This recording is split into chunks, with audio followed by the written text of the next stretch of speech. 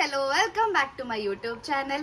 അപ്പോൾ ഞങ്ങളൊരു യാത്രയൊക്കെ കഴിഞ്ഞിട്ട് തിരിച്ച് വീട്ടിലെത്തിയിരിക്കുകയാണ് കേട്ടോ. അതൊരു വ്ളോഗായിട്ട് എടുക്കണം എന്ന് വിചാരിച്ചു, പക്ഷെ സ്റ്റാർട്ടിങ് എടുത്തു കേട്ടോ. കുറച്ച് കഴിഞ്ഞപ്പം ക്ഷീണം കാരണം പിന്നെ അത് കംപ്ലീറ്റ് ചെയ്യാൻ പറ്റിയില്ല. അപ്പം ഞങ്ങൾ മൂകാംബിക, ഗുരുവായൂർ, പരശ്ശിനിക്കടവ് അങ്ങനെ കുറച്ച് അമ്പലത്തിലൊക്കെ പോയി മൂകാംബികയിൽ ഡാൻസ് ചെയ്തു. അപ്പം അതൊക്കെ കഴിഞ്ഞ് തിരിച്ച് വീട്ടിലെത്തിയേക്കുവാണ്.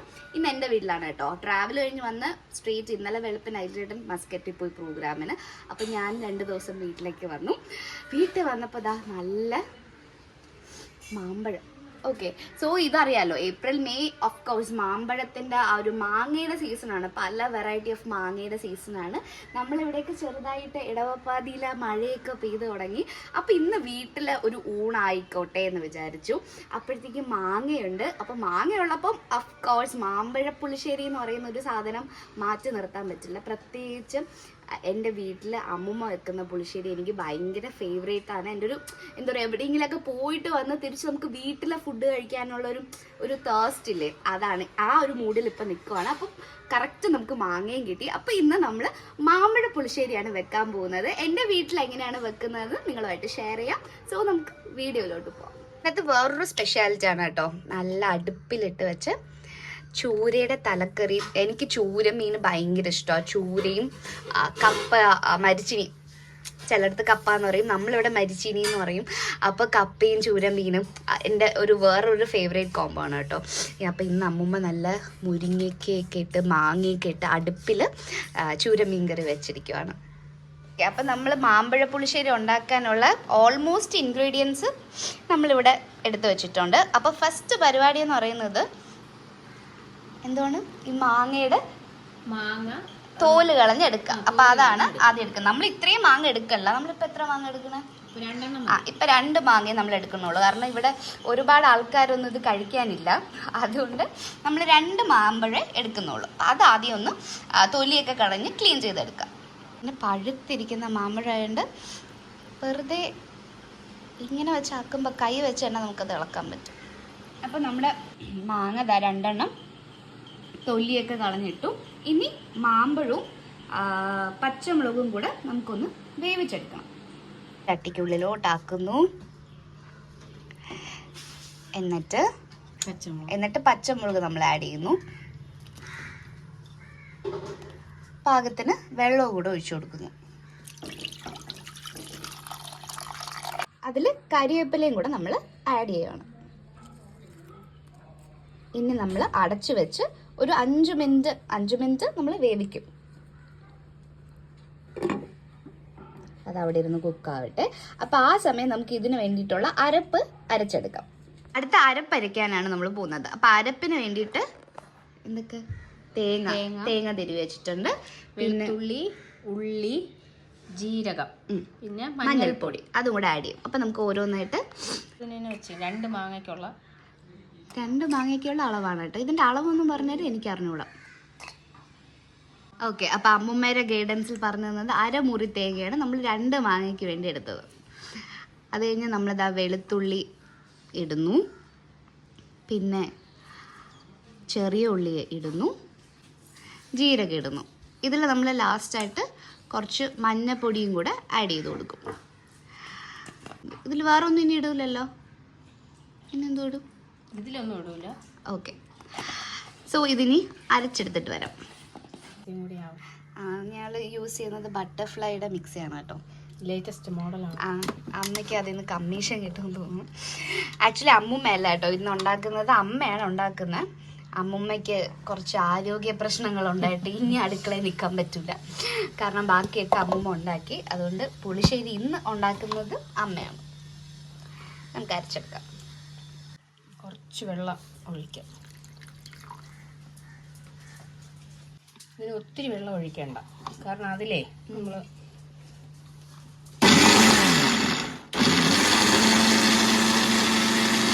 ഇത് നമുക്കേ ഫൈൻ ആയിട്ട് അരയണ്ട, ഇച്ചിരി തിക്കായിട്ട് കിട്ടണം. ഓക്കെ, അപ്പം തിക്ക് കൺസിസ്റ്റൻസിയിൽ നമുക്കിത് കിട്ടണം. ഒരുപാട് ഇങ്ങനെ നേരിയ രീതിയിൽ അരയണ്ട.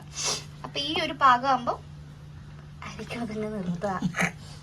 ഓക്കെ, അപ്പം നമ്മുടെ മാമ്പഴം നന്നായിട്ട് കുക്കായി. മാമ്പഴവും പച്ചമുളകിൻ്റെയും കൂടെ രണ്ടിൻ്റെയും കൂടെ ചേർന്നൊരു സ്മെല്ല് നന്നായിട്ട് വരുന്നുണ്ട് കേട്ടോ. നല്ലൊരു അരോമ വരുന്നുണ്ട്. ഇളക്കി കൊടുക്കണം.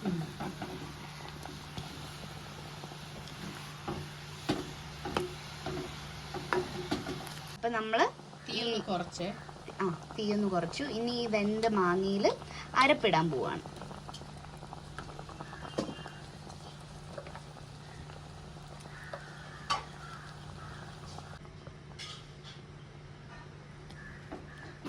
അപ്പം നമ്മളിതാ അരപ്പ് അതിലോട്ടിട്ട് ചേർത്തു. നന്നായിട്ട് ഇളക്കിയെടുക്കണം. ഇപ്പം തന്നെ ആ ഒരു സ്മെല്ല് ഇങ്ങനെ വരാൻ തുടങ്ങി.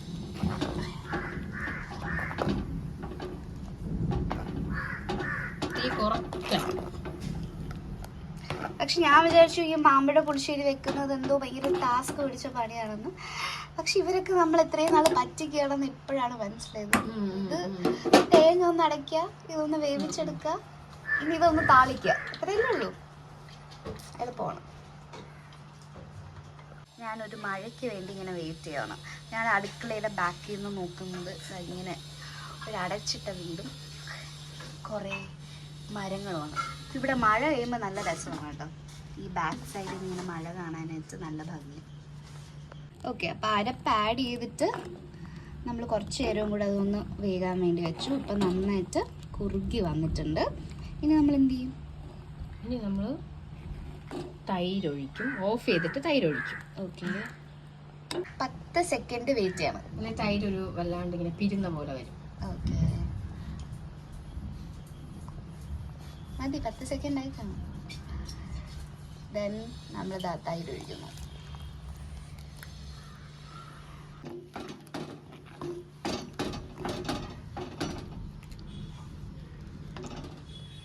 ഇതൊന്ന് താളിക്കണം. താളിക്കാനായിട്ട് ചെറുതായിട്ട് വട്ടത്തിനരിഞ്ഞ ചെറിയ ഉള്ളി, ഒരു കൊത്ത് കറിവേപ്പില, 4 വറ്റൽമുളക്.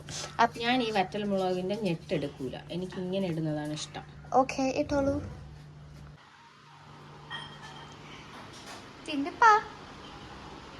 ടിൻഡുപ്പ ഇങ്ങനെ നോക്കുവാണ് നമ്മൾ അടുക്കളയിൽ എന്തൊക്കെയാണ് ചെയ്യുന്നത്.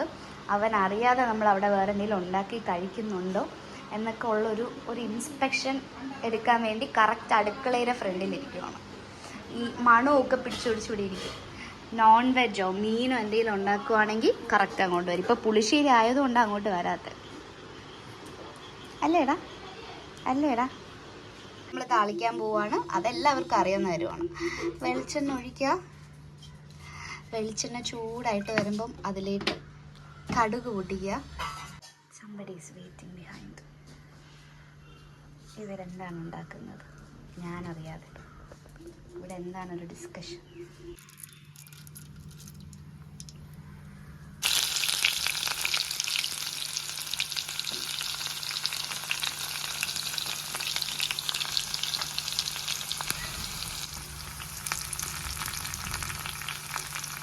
ഗോൾഡൻ ബ്രൗൺ ആവുന്ന വരെ വർഷക്കണം.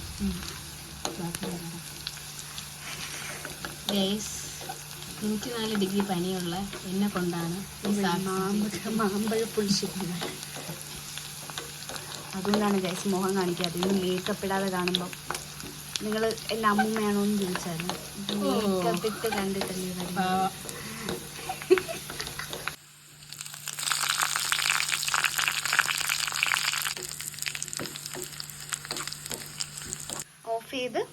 ഓഫ് ചെയ്തതിന് ശേഷം ഇതിനകത്തോട്ട് എൻ്റെ ഒരു ടിപ്പാണ്, കുറച്ച് മുളക് പൊടി. ഓക്കെ, ഇത് സ്പെഷ്യൽ ടിപ്പാണ്. വാവ്, നമുക്ക് വിഷ്വലി കാണാൻ ഭയങ്കര ബ്യൂട്ടിഫുൾ ആണ് കേട്ടോ. ഇനി ഇളക്കാൻ പാടില്ല. ഓക്കെ, ഇപ്പം ലിറ്ററലി സ്പീക്കിംഗ് നമ്മുടെ പുളിശ്ശേരി റെഡിയായി അല്ലേ? ഇതിനി കത്തിക്കുക ഒന്നുമില്ല, അടച്ചു വയ്ക്കും. ഷെഫ് ഗൈസ്, ഇനി നമ്മൾ ഇതിൽ ഉപ്പിടാൻ പോവാണ്. ഉപ്പ് ഇട്ടതിന് ശേഷം, ഉപ്പ് ഇതിന് മുന്നേ ഇടാൻ കേട്ടോ, ഞങ്ങൾ ആക്ച്വലി ഉപ്പ് ഇടാൻ ചെറുതായിട്ടൊന്ന് മറന്നുപോയതാണ്. ഇനി നമ്മൾ മധുരത്തിന് വേണ്ടിയിട്ട് ലേശം ശർക്കരയും കൂടെ ആഡ് ചെയ്യുന്നുണ്ട്. നീക്ക് ഇനി ഇടും. വളരെ കുറച്ച് ശർക്കരയും കൂടെ ആഡ് ചെയ്യുന്നുണ്ട്. വേണമെങ്കിൽ പഞ്ചസാരയും ഇടാം. ചില ആൾക്കാർ ആ മാമ്പഴം വേവിക്കുന്ന ടൈം പഞ്ചസാര ഇടും. പിന്നെ ആക്ച്വലി ഈ മാങ്ങയുടെ മധുരം എങ്ങനെയെന്ന് നോക്കിയിട്ടാണ് പഞ്ചസാര ശർക്കര ആഡ് ചെയ്യേണ്ടത്. ഇനി ഒന്ന് മൂടി വെച്ചിട്ട് ഇളക്കണം. ഓക്കെ, അപ്പം മൂടി വെച്ചിട്ട് ഇളക്കാം. അതിനി പ്രത്യേകിച്ച് കാണാനില്ലല്ലോ. ഇനി നമുക്ക് ഫുഡ് കഴിക്കുമ്പോൾ കാണാം. സോ ഗൈസ്, ആദ്യം ഞാൻ പക്ഷെ പുളിശ്ശേരി അല്ല കഴിക്കാൻ പോകുന്നത്.